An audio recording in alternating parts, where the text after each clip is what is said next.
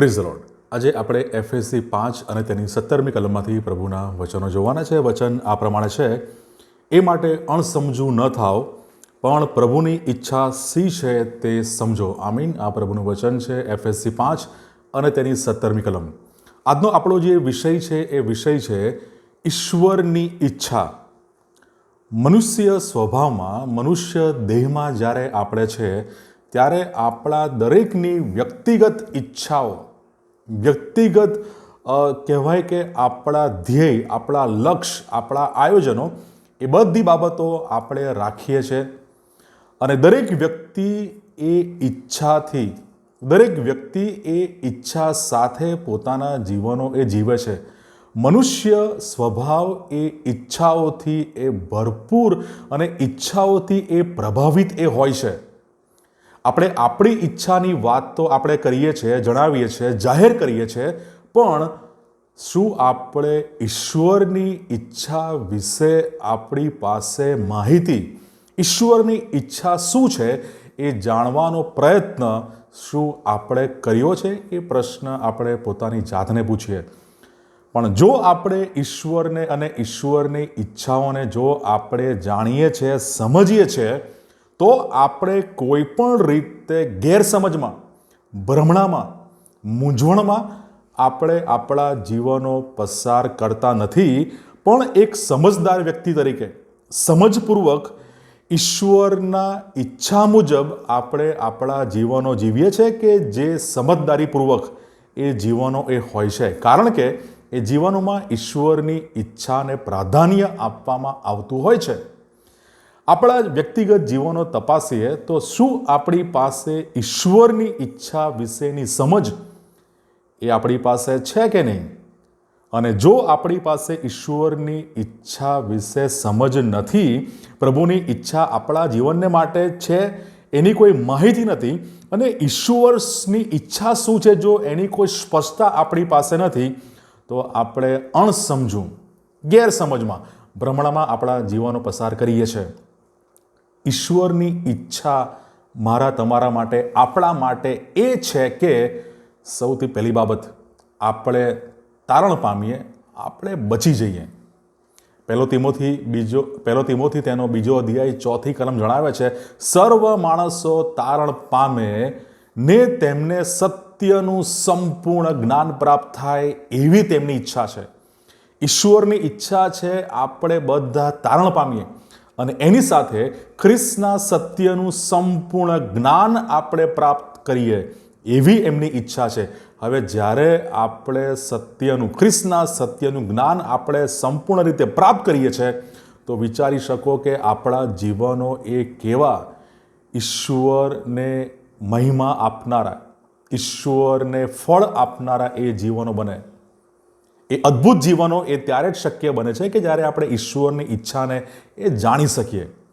ઈશ્વરની ઈચ્છા છે કે સર્વ માણસો એ તારણ પામે અને તેમને સત્યનું સંપૂર્ણ જ્ઞાન થાય. અને જ્યારે એ ખ્રિસ્તના સત્યનું જ્ઞાન આપણા જીવનોમાં આવે છે, ત્યારે આપણે બહુ સ્પષ્ટતા સાથે આપણે આપણા જીવનો ઈશ્વરના આયોજનોમાં, ઈશ્વરના પગલામાં આપણા પગલાં મૂકીને આપણે આત્મિક વૃદ્ધિમાં આગળ વધી શકીએ છીએ. અને બીજી બાબત, જો આપણે પવિત્ર આત્માથી આપણે દોરવાતા હોઈએ, આપણા જીવનોમાં પવિત્ર આત્માનું માર્ગદર્શન હોય, એમની દોરવણી હોય, તો ચોક્કસ આપણે કોઈ પણ રીતે મૂંઝવણમાં આપણે રહેતા નથી. બહુ સ્પષ્ટ સમજ સાથે આપણા જીવનોમાં આગળ વધીએ છીએ. ઈશ્વરની ઈચ્છા છે કે આપણે પવિત્ર આત્માથી ભરપૂર થઈએ, કારણ કે એ સંબોધક છે કે જે આપણને સત્યમાં દોરી જાય છે. એ સંબોધક છે કે જે આપણને દરેક મૂંઝવણમાં એ ખ્રિસ્તનું સત્ય અને ખ્રિસ્તનો પ્રકાશ એ આપણને પૂરો પાડે છે. એ સંબોધક છે કે જે આપણને દરેક સમયે દોરવણી, આગેવાની અને માર્ગદર્શન આપે છે. ઈશ્વરની ઈચ્છા છે કે આપણે પવિત્ર આત્માથી ભરપૂર થઈએ અને એના માટે આપણે ઈશ્વરને પ્રાર્થના કરીએ, એના માટે આપણે ઈશ્વરની સમક્ષ આવીએ. ઈશ્વરની ઈચ્છા છે કે આપણે આપણા જીવનોમાં જે કંઈ પણ કાર્ય કરીએ છીએ, સેવામાં આપણે ગમે તે સેવા કરીએ છીએ, આગેવાનીમાં છીએ, ઈશ્વરની ઈચ્છા છે કે એ બાબતોમાં ઈશ્વરના ગુણો, ઈશ્વરના ગુણધર્મો અને ઈશ્વરનો સ્વભાવ એમાં એ જાહેર થાય, પ્રગટ થાય. ઈશ્વર એ પવિત્ર ઈશ્વર છે અને એમની પવિત્રતા આપણા જીવનોમાં, આપણી સેવામાં, આપણી આગેવાનીમાં અને આપણે જે કંઈ પણ કાર્ય કરીએ છીએ એમાં એ દ્રશ્યમાન થાય. માટે 1 થેસ્સાલોનિકા તેનો 4 અધ્યાય 3 કલમ કહે છે, ઈશ્વરની ઈચ્છા એવી છે કે તમારું પવિત્રીકરણ થાય. ઈશ્વરની ઈચ્છા છે કે આપણું પવિત્રીકરણ થાય. ઇંગ્લિશમાં શબ્દ છે સેન્ટિફિકેશન. એ પવિત્રીકરણ એ ઈશ્વર દ્વારા થાય છે, ખ્રિસ્ત દ્વારા થાય છે. ઈશ્વરની ઈચ્છા છે કે આપણું એ પવિત્રીકરણ થાય. જેવા ઈશ્વર પવિત્ર છે એવા આપણે પણ બનીએ. ઈશ્વરની ઈચ્છા આપણું પવિત્રીકરણ થાય એવી છે. અને એની સાથે ઈશ્વરની ઈચ્છા એ 1 પિતર 2 અધ્યાય 13 થી 15 કલમ જ્યારે આપણે વાંચીએ છીએ ત્યારે ત્યાં આધીન થવાની વાત લખેલી છે. માણસોએ સ્થાપેલી દરેક પ્રકારની સત્તાને પ્રભુની ખાતર આધીન રહો. અને મનુષ્ય દેહમાં અને મનુષ્ય તરીકે આપણને કોઈ બીજાની સત્તામાં આધીન રહેવાનું આપણને ગમતું નથી, ફાવતું નથી. પણ પ્રભુના વચનો સ્પષ્ટ કહે છે, માણસોએ સ્થાપેલી દરેક પ્રકારની સત્તાને પ્રભુની ખાતર, ઈશ્વરની ખાતર આપણે આધીન રહીએ અને રાજાને સર્વોપરી સમજીને તેને આધીન રહીએ. વળી ભૂંડું કરનારાઓને દંડ કરવાને તથા સારું કરનારાઓના વખાણ કરવાને તેણે નિમેલા અધિકારીઓને તમે આધીન રહો. એ અધિકારીઓને આધીન રહેવાની વાત એ પ્રભુ કહે છે. પ્રભુની ઈચ્છા છે કે આપણે આધીન રહીએ. જેમ ખ્રિસ્ત એ ઈશ્વરની ઈચ્છાને આધીન રહ્યા, તેમ આપણે પણ માણસોએ સ્થાપેલી અધિકારીઓએ એ સર્વ પ્રકારની સત્તાઓને પ્રભુની ખાતર આપણે આધીન રહીએ. અને ઈશ્વરની ઈચ્છા એવી છે કે સારું કરીને મૂર્ખ માણસોની અજ્ઞાનતાની વાતોને તમે બંધ પાડો. એ ભ્રષ્ટ, ભૂંડી અને અસત્યથી ભરપૂર બાબતોને આપણે એ રીતે જવાબ આપવાનો નથી, પણ ઈશ્વરની ઈચ્છા એવી છે કે એ મૂર્ખ માણસોની અજ્ઞાનતાની વાતોને તમે બંધ પાડો. સારું કાર્ય કરીને, સારું કરીને એ શબ્દો ત્યાં નોંધાયેલો છે. ઈશ્વરની ઈચ્છા છે કે આપણે આધીન રહીએ. જેમ ખ્રિસ્ત એમના પિતાને આધીન રહ્યા, તેમ આપણે પણ એ સત્તાઓને, એ અધિકારીઓને આપણે આધીન રહીએ.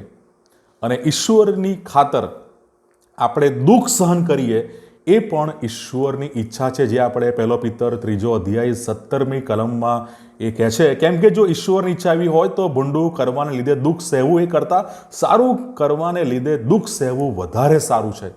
ખ્રિસ્તની ખાતર દુઃખ સહેવું એ ઈશ્વરની ઈચ્છા છે. એનાથી પીછેહટ ના કરીએ, પણ ખ્રિસ્તની ખાતર, ઈશ્વરની ખાતર એ દુઃખ સહન કરીએ.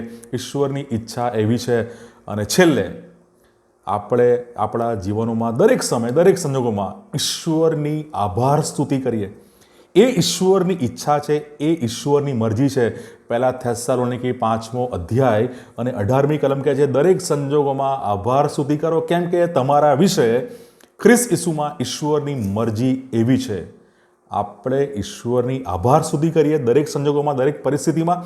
ઈશ્વરની ઈચ્છા એવી છે. અને જ્યારે આપણે ઈશ્વરની ઈચ્છા જાણીએ છીએ ત્યારે ચોક્કસ પ્રભુ આપણને આત્મિક વૃદ્ધિ પામવામાં એ મદદ કરે છે. God bless you.